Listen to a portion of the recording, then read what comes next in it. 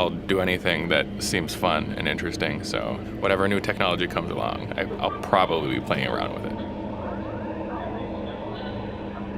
My name's Micah Ganske, and I'm a painter and a sculptor, and I make my work for anyone interested in science and technology.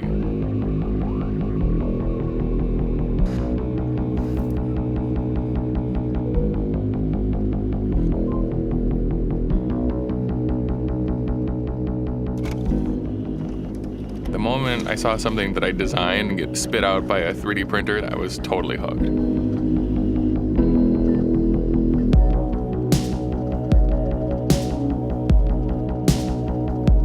I thought maybe I would just use the 3D printing as ways to quickly generate new ideas and just get things out of my head. But then, of course, I couldn't resist making things bigger, things getting more complicated.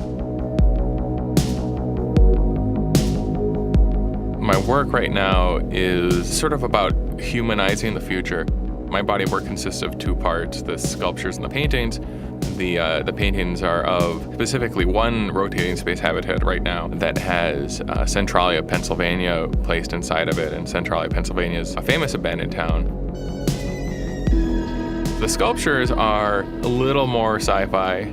They're a fleet of spacecraft, and each spacecraft is modeled after a different body part. Once I create all the different pieces, then they could potentially be floating through space, like in a giant humanoid form. The next project is going to involve combining the sculpture with virtual reality also.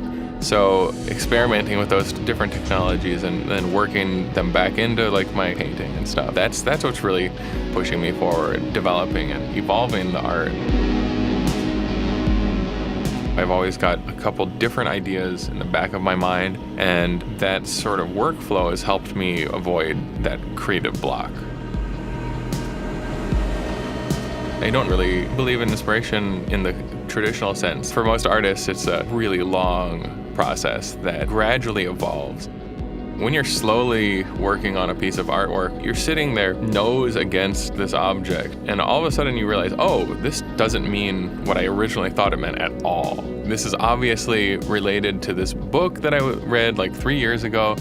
You're opening yourself up to all sorts of connections like that, and because you're working on your art, those connections will be more related to your art.